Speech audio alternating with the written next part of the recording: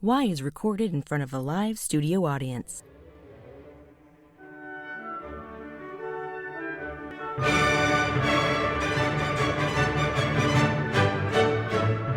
This is Why, with your hosts, Heidi Hedquist and Luke Poling. Heidi, my co-host, just texted saying she'll be joining a little bit late for a really stupid reason, so I can't wait to find out what that is. Cool. Yeah, no worries.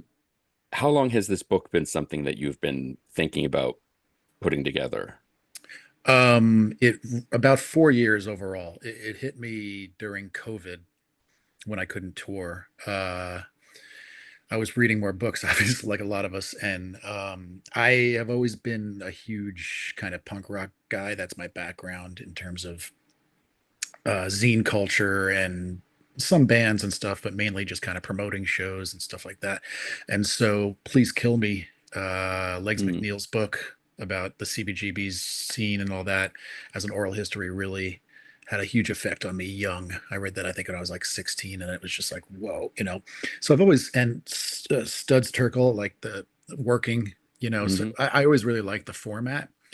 And I've written a couple books before, but I had this epiphany during COVID. I think it was about end of 2021, somewhere around there, where I was like, there's no real stand-up oral history. Like there was a really good one they did on Saturday Night Live, hmm which was great and very in-depth, but not stand-up. And a lot of those, I don't know if it's because a lot of those major players that you think of when you think of stand-up comedy, like Robin Williams or Richard Pryor or Carlin, are gone now. So maybe it was that. Maybe it's like, well, if the kings are all, you know, passed on, Right. how do you get a good view of that? But I've read plenty of history of stand-up kind of books, but they all are kind of similar as far as a skeleton, right? It's always like Lenny Bruce, and then the 70s, and then the 80s boom and that whole thing, Gary Shandling, whatever. And I felt that that had been well tread territory. And so I just had this weird, I was like, there's no modern oral history of stand-up, and how is that possible? And so I Googled a bunch of stuff. I mean, there has to be one, but I'm so immersed in that world that I'm like, surely I would have known about it. Right. And so I started Googling, and I'm like, there hasn't been one.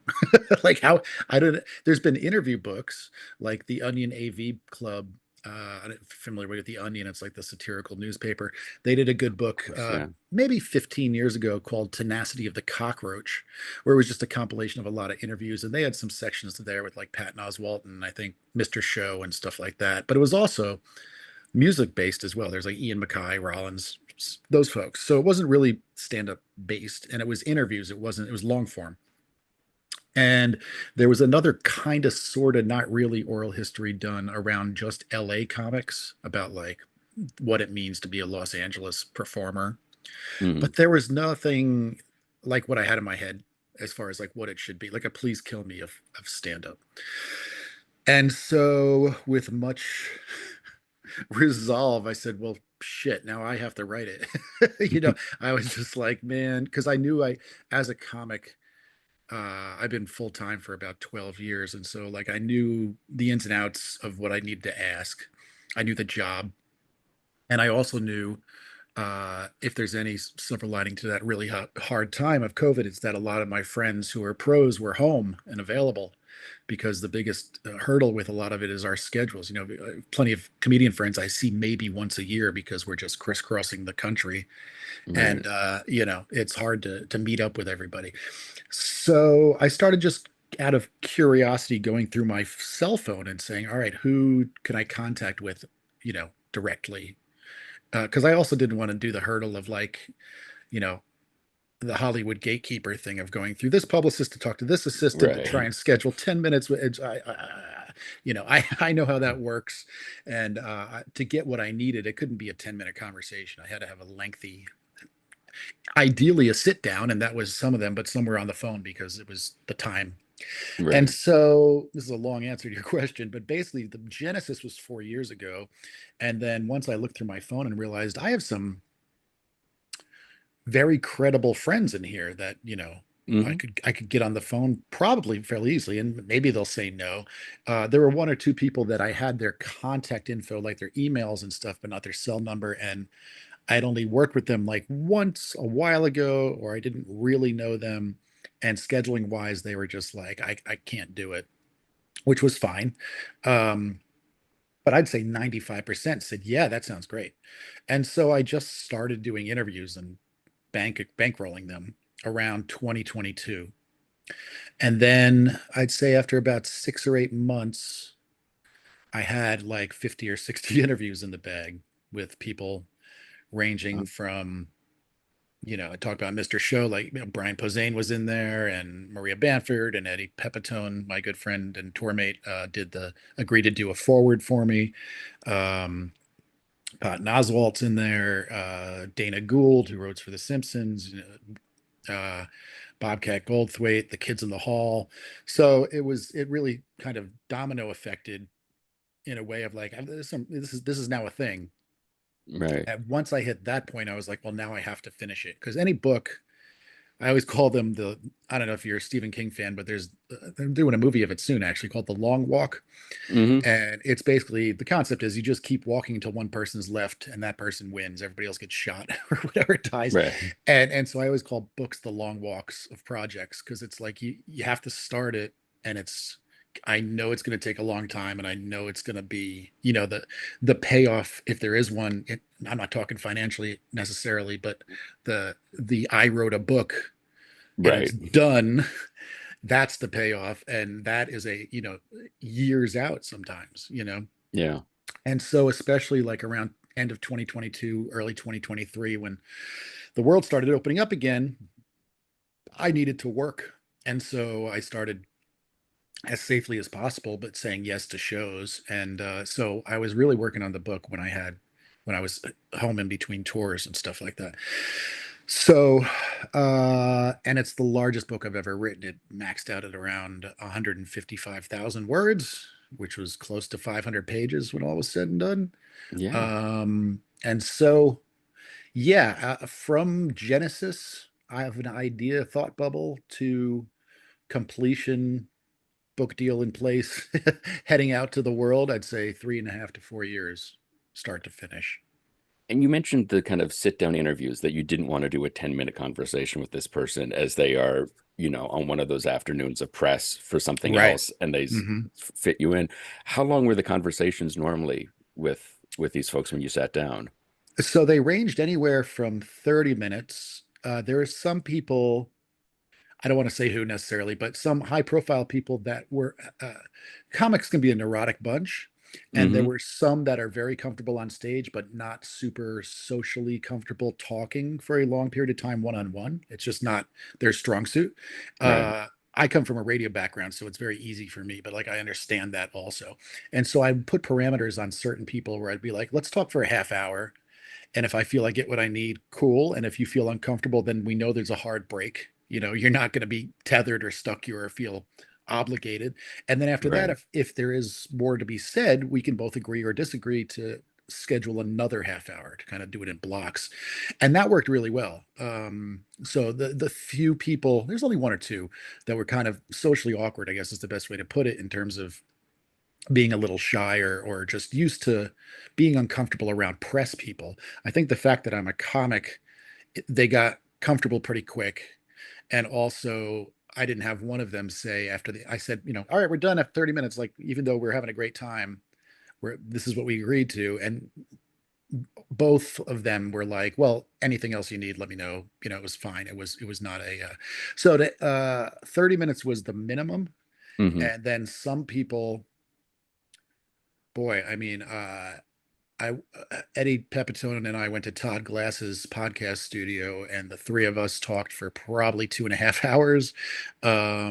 Greg Turkington, whose stage persona is Neil Hamburger, he stopped doing interviews a decade ago, and I met him via a musician pal of mine, David Yao from the Jesus Lizard. They were in a film together, and David connected me to Greg. And I was a huge fan of Greg's stuff. but we didn't know each other at all. And then it turned out he used to road manage Mr. Bungle and Link Ray, and we knew each other from music background stuff and just Right. really hit it off on the phone because he was like, well, tell me what this project is about. Because he basically had gotten tired of doing interviews where everyone's like, so, just explaining the character. And he got Right. exhausted by it and just said, I want the work to speak for itself. This is ridiculous, which I totally understand. Right. Yeah. Um, but so he agreed to do an interview for the book, which was his first in a decade, and to my knowledge, he's not doing them anymore. Again, he's still signed off on uh, not wanting to do press, but we talked for close to 3 hours, I think, because it was just we just found out we had a lot of friends in common and a lot of similar situations that happened to us. Some of them very Spinal Tap and hilarious. He talks about going to Australia for the first time and getting there, and the college campus that booked him was closed for winter break. And the promoter kid said, "Oh, I have to study also and can't stay, but here's your check." So he performed to a janitor and like, one other person who was there. Um, so yeah, anywhere from a half hour to upwards of 3 hours. Patton Oswalt and we weren't able to get together in person because of COVID stuff, but we did like a FaceTime video like this or a Zoom thing, Mhm. and we talked for at least an hour and a half, I would say. So As a complete aside, I think it was like during COVID, I made my kids sit down on Christmas Day and listen to whatever radio station in Austin was playing the oh David yeah, Yao reading How the Grinch Stole Christmas. KUTX. Yes. They sponsor my comedy festival. They're Oh, wonderful. They're the NPR affiliate here. They're wonderful. They let me do a radio takeover every year for an hour prior to my oh, that's Altercation wonderful. Comedy Festival. And yeah, I listen to that also. I love David reading I that. was just like, kids, come over here. We're going to listen to this together. Yeah, So, I don't know how old they are, but I know the reboot of Toxic Avenger just got a stateside release coming out in August, and David is in that a lot. So That's I feel like my whole job as a parent is just to bury these little time bombs where like hmm 10 years from now they're like, "Oh wait, that's the guy?" yeah, That kind yeah, of thing. So, yeah. um but it's interesting, like with any project you kind of reach that tipping point with names and amount of material where you go, hmm "Okay, this is something. This is a book, this is a movie, this is a thing." Was there one name when it comes to like, okay, and now this is a book and now I can sell this book because I've got this person's name on it to be like, okay, people know who this is. They will pick it up because of that. I know what you're saying, but really, I wanted it to be cumulative. I Hmm. didn't want it to. I also because a lot of these friends might be too strong of a word, but everyone in the book is a peer and a cohort, I guess is the best way to do it. Like Hmm. I've met and probably worked with all of these people in some regard. There's some like Eddie Pepitone or Brian Posehn who I tour with all the time. So there's some of my closest friends. Doug Stanhope was somebody who took me out he was the first kind of headliner to kind of bring me and do road work a little bit here and there. And so he was kind of my comedy Yoda. So I have a great deal of affection for Doug. And what's interesting though, too, is like Stanhope, I always call him like the Grateful Dead of comedy because his crowd aren't necessarily comedy fans; they're Stanhope fans. It's very specific. It's kind of Hmm. like the closest I've seen, I think, are like Bill Hicks fans who are just disciples of that guy. And so you could pick a Stanhope fan out of a crowd and say, "Hey, Maria Bamford's also in this book," and they'll be like, "Who?" They just don't know. Hmm. And so it was funny because when I was interviewing Doug, he was like, "Some of these questions are kind of broad. They're kind of like morning radio questions." I'm like, that's true, but you have to bear in mind that people who read this book may not know you. And that's like a new, like that's a new Right. Yeah. world, like, so I have to keep some of them broad. I don't want to be lame with the questions, but some of them have to be intentionally broad because they don't necessarily know who you are. Um, but I'm not naive in that I knew that you need certain amount of recognition for people to latch on to it. And Right. I have a cultish fan base, but I'm not a household name by any means. And so, but I really wanted it to be cumulative where, you have folks like Kids in the Hall and Patton Oswalt and Murray Banford and Kyle Kinane and these people that from different pockets will go, "Oh, I know that person." So Hmm. say they only know Patton, who's a large star. They'll say, "Oh, cool, Patton's in this," but oh wow, so's Joe DeRosa. Oh wow, so's XXX. And so, I really wanted it to be a cumulative thing and not rest on anyone's shoulders because I'm very aware. I don't know if it's a punk rock, guilt type thing, or an inner editor, but I never want to appear to be grossly coasting or coattailing on my friends, if that Right. makes sense. I Yeah, didn't you want don't want to to sell out. I get it. yeah, I didn't Yeah. want to blast my friends' names all over something that they were kind enough to be a part of, you know? Right. And so the closest to that, I guess you could, I mean, Eddie did the introduction.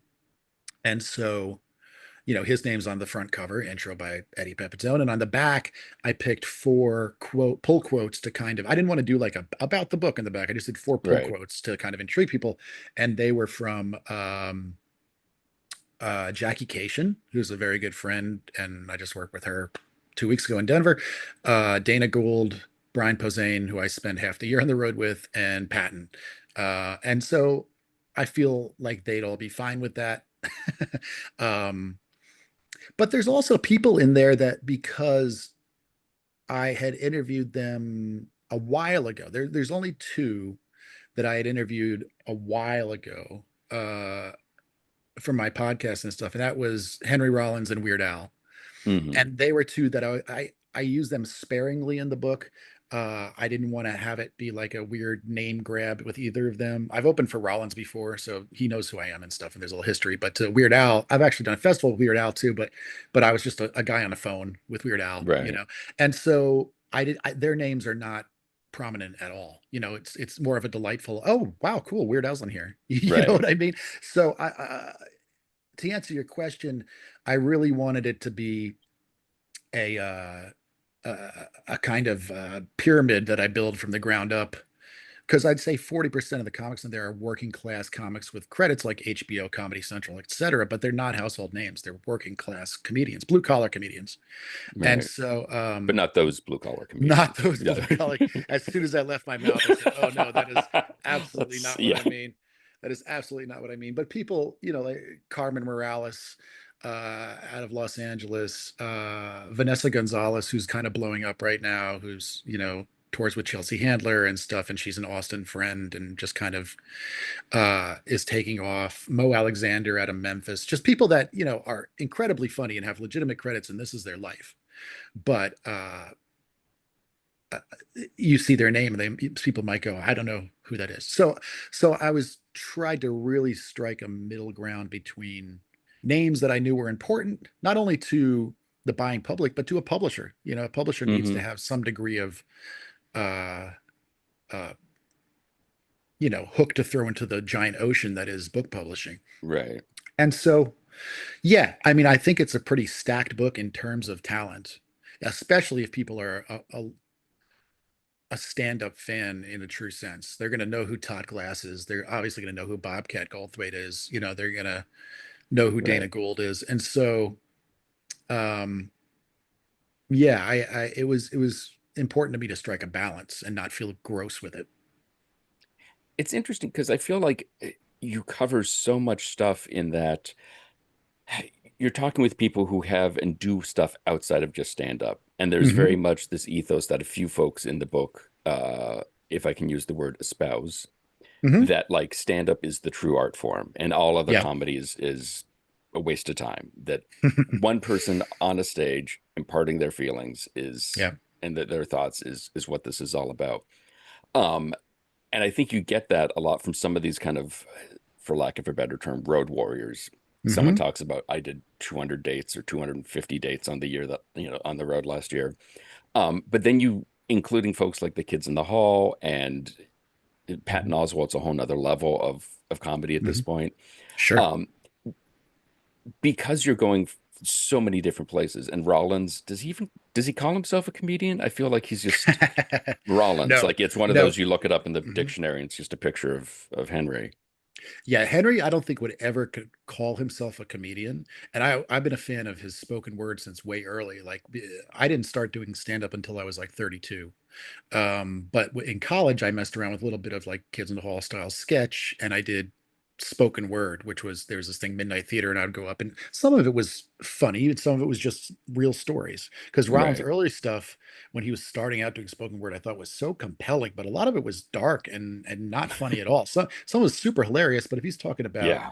his friend Joe Cole getting killed in front of him, it would be heavy. Yeah. And I've toured. A good friend of mine is Lydia Lunch. I did a tour with her last year, and I love Lydia and everything she does, but she calls herself stand-up tragedy. It's like just kind of this, she's very much not a comedian by any sense.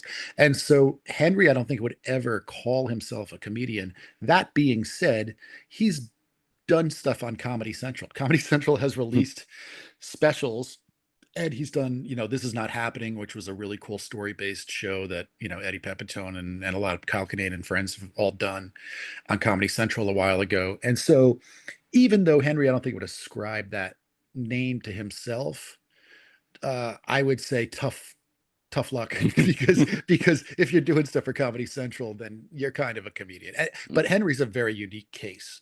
True. Um, you know, But like the so Kids in the Hall, for example, like so the what? Kids in the Hall, how that came about was that I met Scott Thompson at South by Southwest. We were both doing comedy there, and at that time, all the Kids in the Hall were there, but they were all doing stand up.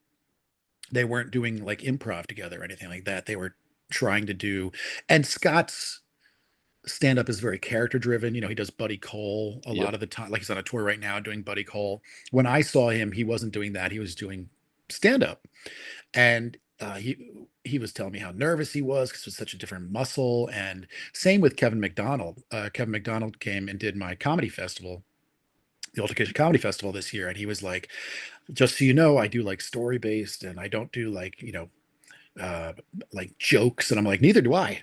You know what I mean? Right. Like my stuff is very long form. I tend to lean into stories and stuff too. And so um and Bruce McCullough has done one man shows and used to, he talks about blasting Lust for Life and doing stand up to open up Kids in the Hall shows and stuff like that. And so yeah, I mean, I didn't want it to be also though a cross reference of suddenly I'm including all these improv and sketch adjacent people because that could be endless. The Right. hardest thing with the book, honestly, was saying, all right, I have to call this done, because there was other people I would have liked to have talked to. My good friend Sean Patton opens for David Cross all the time, and obviously Posehn, and was just on David Cross's podcast and stuff. And so I would have loved to talk to Cross, but it just didn't work out schedule wise. And Jim Jeffries is another person that I really admire, and we're kind of, pals in a sense. And so, but he's always in like Jakarta. Jim is always playing like an arena in Egypt or something, and so his schedule is insane. And he's a family guy and all that stuff. So um, certain people, it just wasn't in the cards. And I said I could wait another month or two to see if their schedules open up, blah blah blah. But I said I have to call this done. Mhm. But to your point about stand up being the only real, uh, I I I don't know if they would all say necessarily it's the only real, but I think it's the truest. I think it's the most pure. And I freely admit that I'm a purist when it comes to stand up.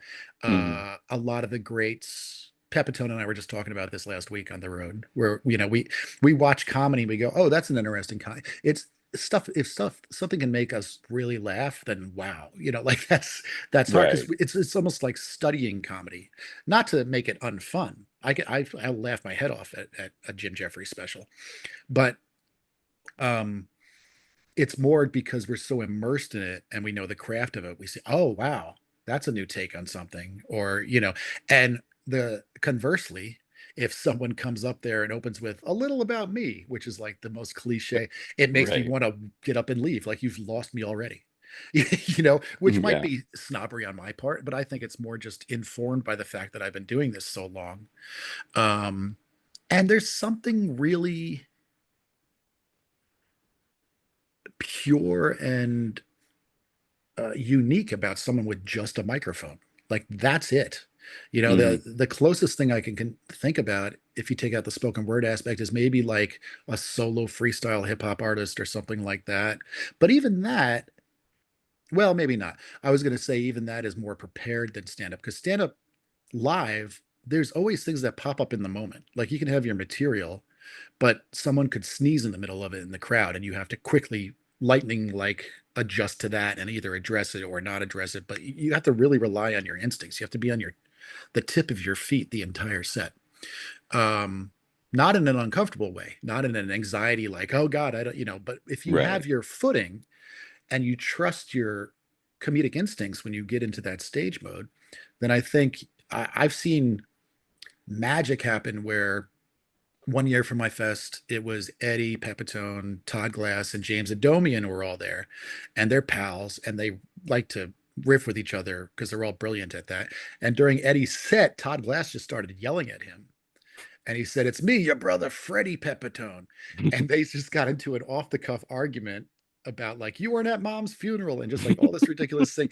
And then Adomian comes out of the green room and says, "It's me, Charlie Pepitone," and they all just got into it was magical. Like it turned into this magical 20-minute moment. And I feel like stand up is the only art form I can think of where that's really the case, where that can happen in real time. Improv and collective sketch and stuff like that. Well, sketch is obviously very rehearsed, right? Like, I mean, things can happen in the moment, but sketch has a beginning, a middle, and the hardest part, the end. Right. uh, Improv, I've seen people who I admire very much, and they're incredibly strong improv people. I was on the Upright Citizens Brigade on Comedy Central a million years ago. That was like my first Hmm. TV credit. And so they are like Jedis at that stuff. But there's still times where I'll see it and go, you're pretending to be a trombone right now. And God, that's a little cringy to me. And Hmm. so, again, maybe I'm just projecting my own bias, but I agree that a constant narrative that comes out of the book is that stand up is the truth, you know. Hmm.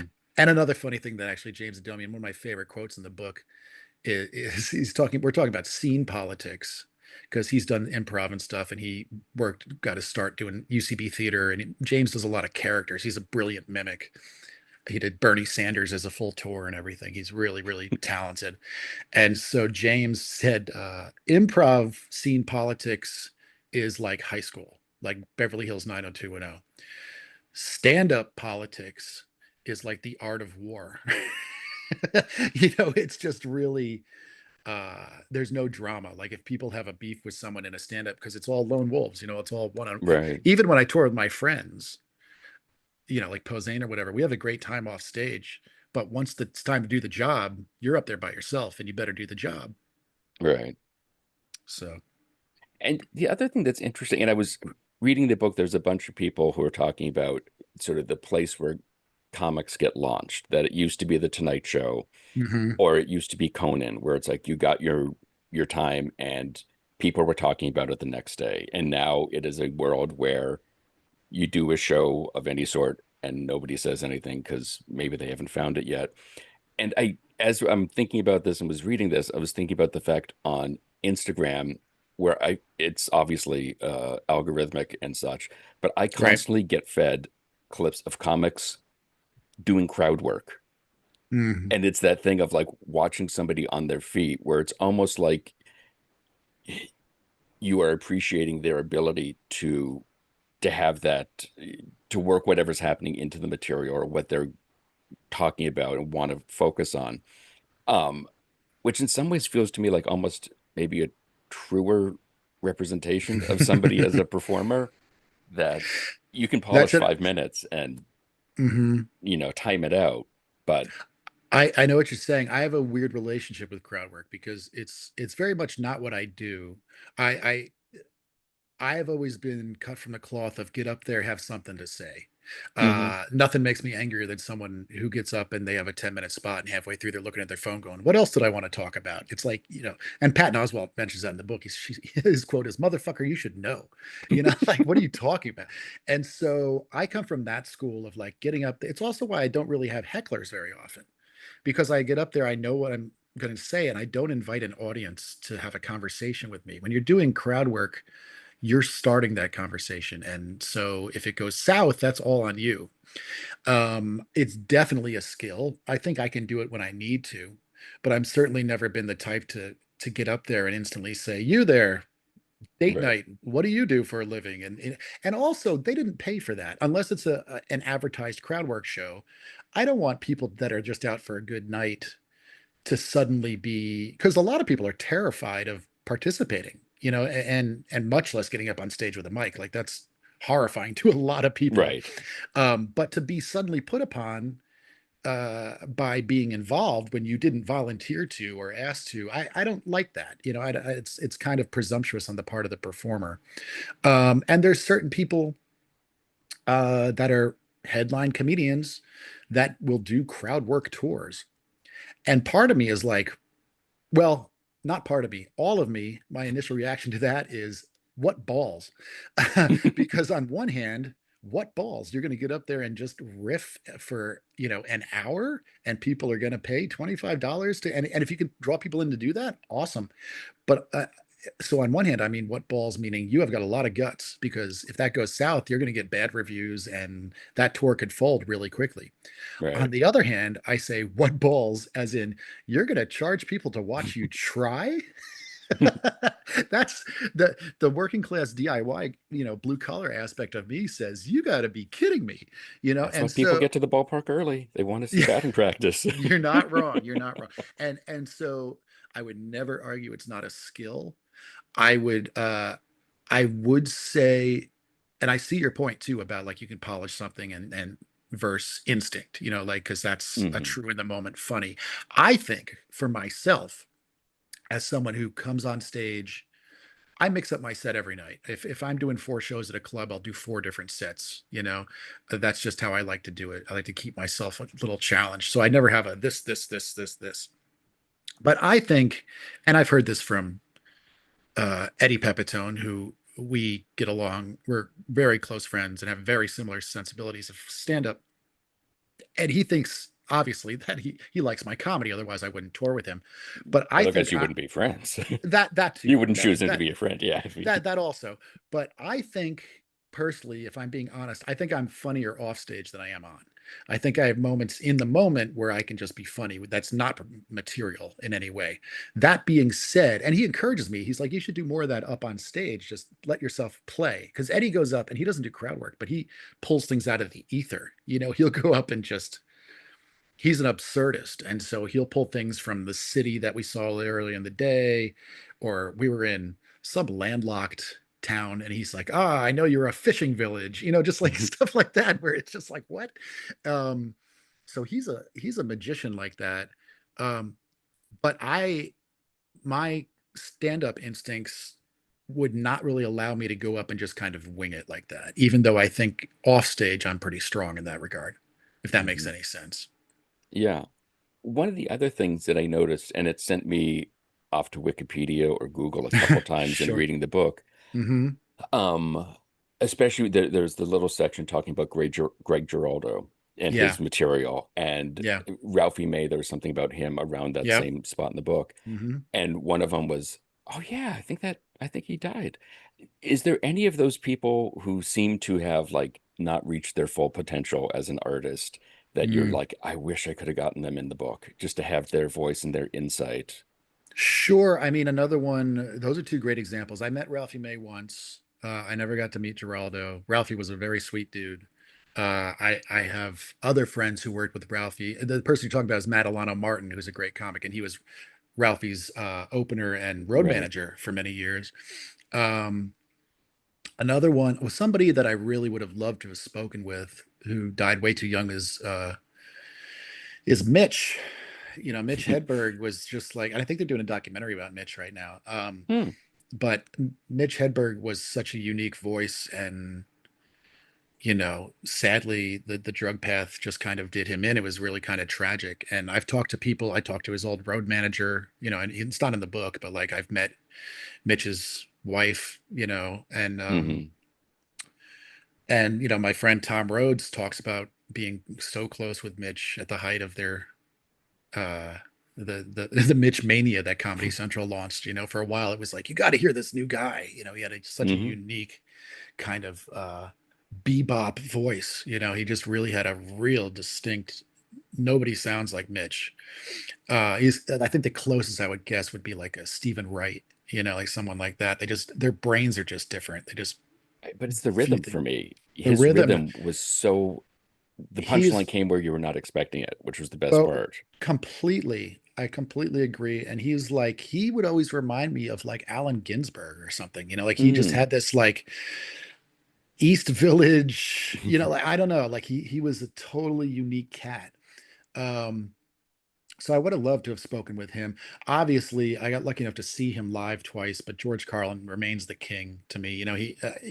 I don't know if you could argue that he died young, but like Carlin at his pinnacle, I think was his last couple of years. Some people complained that he got a little nasty or angrier, and I thought he just was a wizard at the height of his powers at the end there. Um, but in terms of younger folks, I mean, I dedicate the book to three comics that have passed. My friend Zach Slusher and my other buddy Brad and my other friend Larry. And Larry, luckily, I was able to interview before he passed away. He'd been battling cancer for a while. And so Larry is fortunately in the book, and he has the last quote in the book. He gave me a perfect, when I did the interview, I was like, that's how the book ends. Like, holy shit, it was one of the first interviews I did. And I was like, you just gave me the closing. Like, I know how this ends now. Those are my Uh, favorites. it was a gift, and then he was sadly gone a few months later. And I was like, that makes it more poignant. Um, but I mean, Geraldo, uh, I think he was like 42. It's weird to look Yeah. back on some of these people, how because I'm in my late Yeah. 40s right now, and sometimes I'm like, John Candy died at 44. Hmm. Bill Hicks died at 33, and I'm like, 33? Yeah. Like that's so young, and so um, you know, eh, yeah, I there's certainly people that I would have liked to have been able to speak to, but again, I can't. So the best I could do was kind of get circular stories from people, um, like my friend Chad Daniels, who's such a funny comic, and Mitch took him out early on. He was Mitch's opening act for a while, and Stanhope was very good friends with Mitch, and Tom Rhodes, and so Tom was also good friends with Bill Hicks. One of Tom's first shows when he was 18 was opening for Bill Hicks in Florida, and just like Jesus. talking about eating at the diner until 1 in the morning, and Bill Hicks would just talk to all the young comics when he was I'm just probably trying to what, imagine, like 28 himself. that age, that state, Yes. with to be like, and you're going to a Hicks crowd. Like, I mean, Hmm. there's that great record where clearly halfway through he decides he's walking the entire audience. Oh yeah, And there's video so, of that. You yeah. can see video of it if you go to the dark corners of YouTube. I found it once, and by Oh my halfway through, God. he's just eviscerating everyone, just like and arguably rightly so. I mean, uh, certain people, if you walk into that show and you don't know what you're getting into, it's a little bit on the crowd, I think, Yeah. or the promoter. If they Hmm. just advertise it as a night of comedy with, if you're advertising Patton Oswalt from King of Queens, and Right. you walk in expecting that, and you get current Patton Oswalt, that's not gonna your night may not go the way you want it to go. Hmm. Um, so yeah, man, the list. Sadly, we've lost a lot of people. Patrice O'Neill is someone I would have loved to have talked to.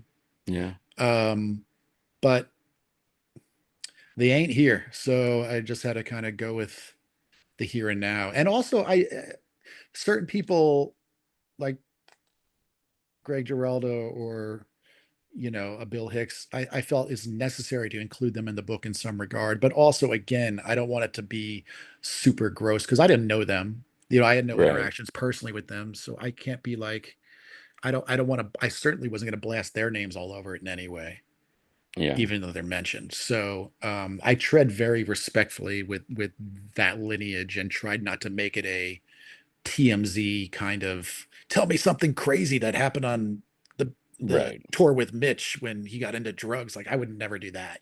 Right. Well, but there's a thing I think with the book that I think is most impressive of it, and you see it in other oral biographies, but I think Hmm.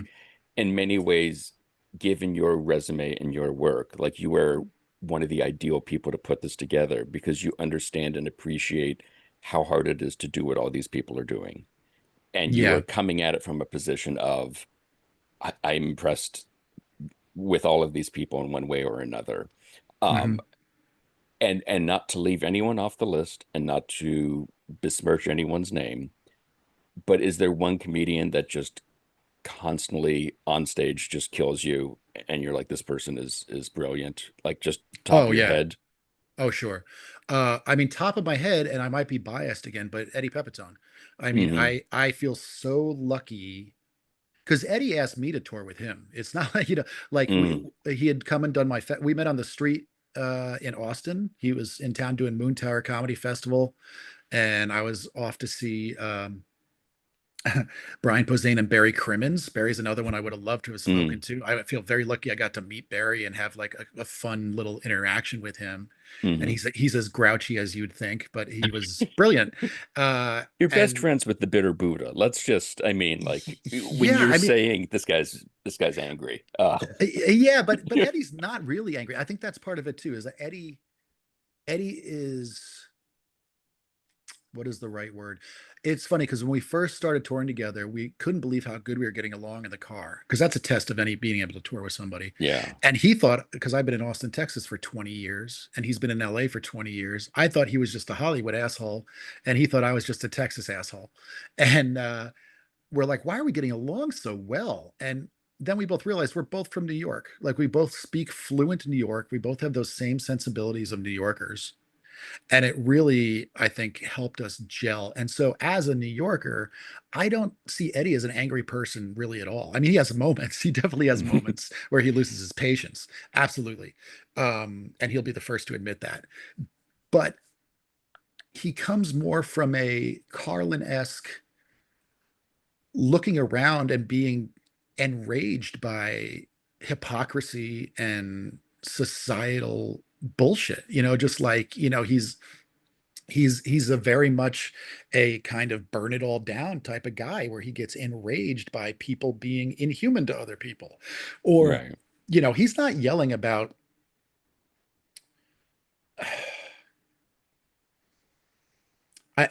Stanhope has a very great bit where he's talking about, like people get upset, like Andy Rooney yelling about receipts.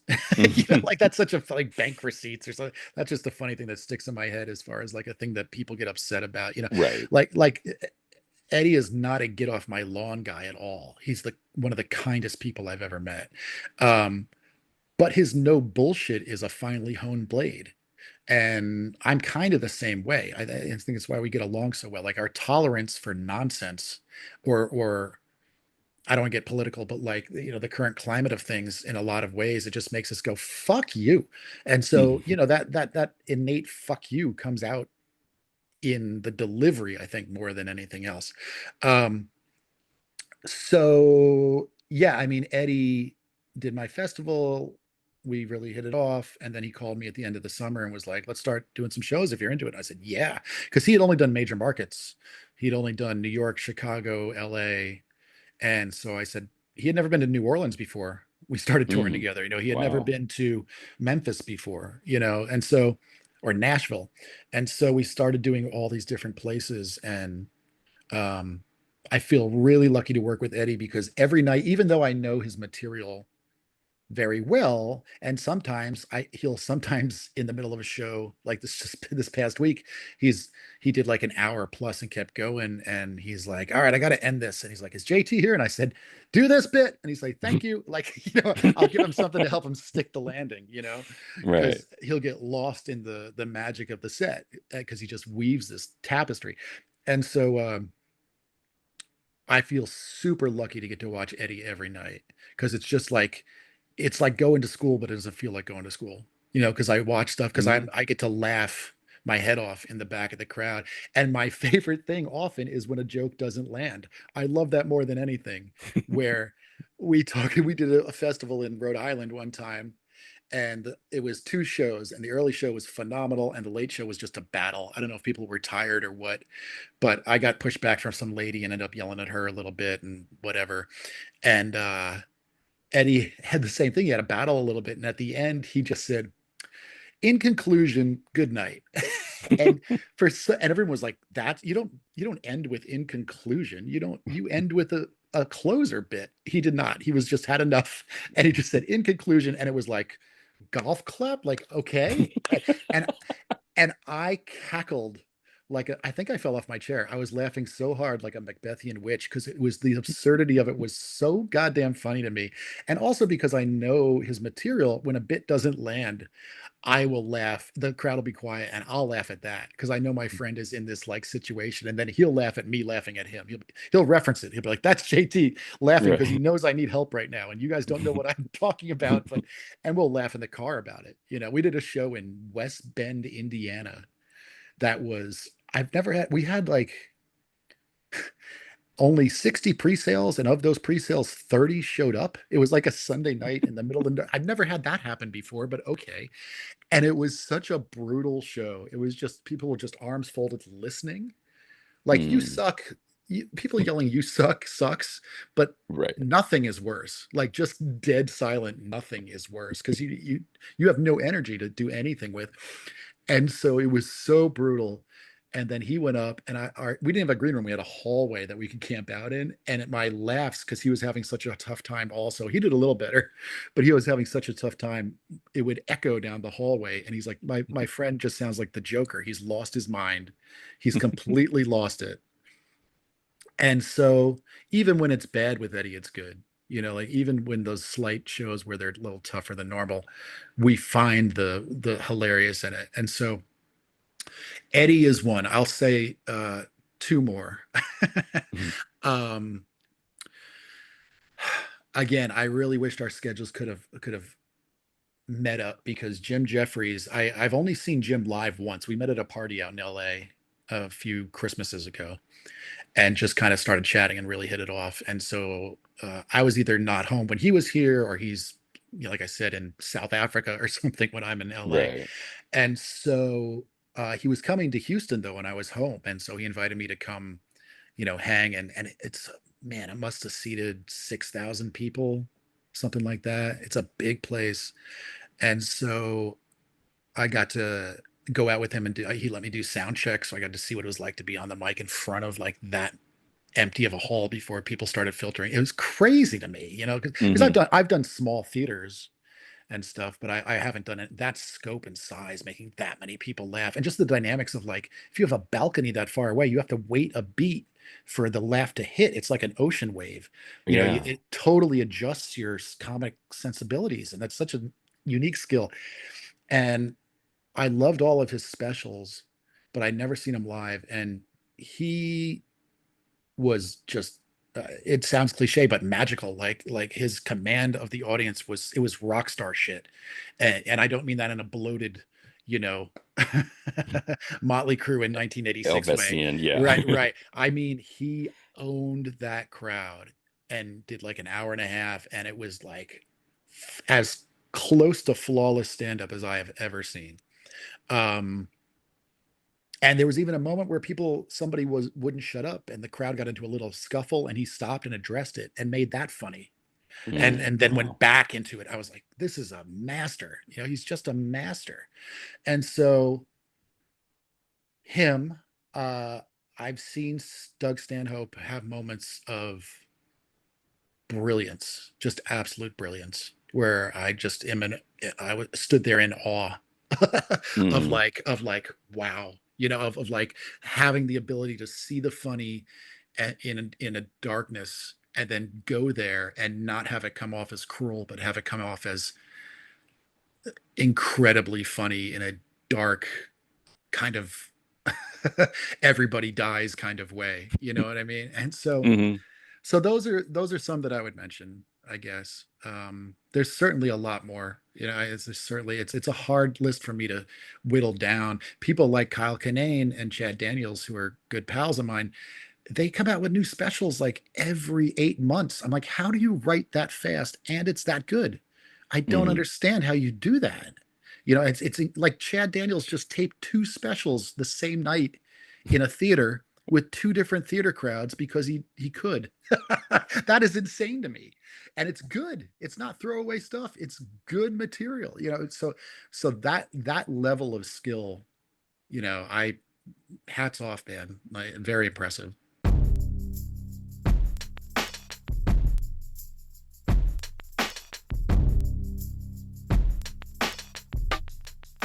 Doing time. Comedians Talk Stand-Up by JT Habersaat is available July 8th wherever you get your books from Jawbone Press. For more information, check out their website, jawbonepress.com, or you can find more information on JT at jtcomedy.com. Why the Podcast is produced by the Professional Production Company. Please be sure to rate and review us on Apple Podcasts because we're shallow and need constant validation. For more information, you can check out our website, whythepodcast.com. And like everyone else, we're on Facebook, Twitter, and Instagram. Today's show was recorded and produced by Heidi Hedquist and myself from our world headquarters located on the second floor of the professional office building, centrally located downtown. Our reluctant executive producers are John Sauvé and Sandy Stone. Our willing producers are Rachel Allen and Randy Jeanette. Our intern is Zach Jackson. This one's for Philippe. Thanks for joining us. Flash, we're coming home.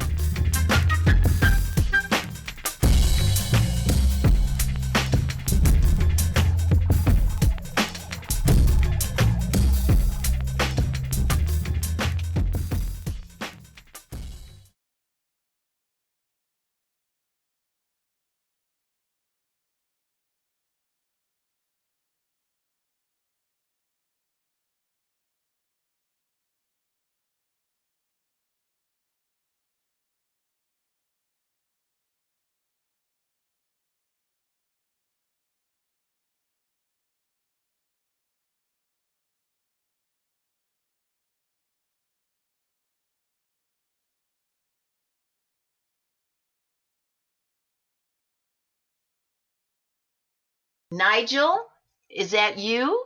Are you here, Nigel?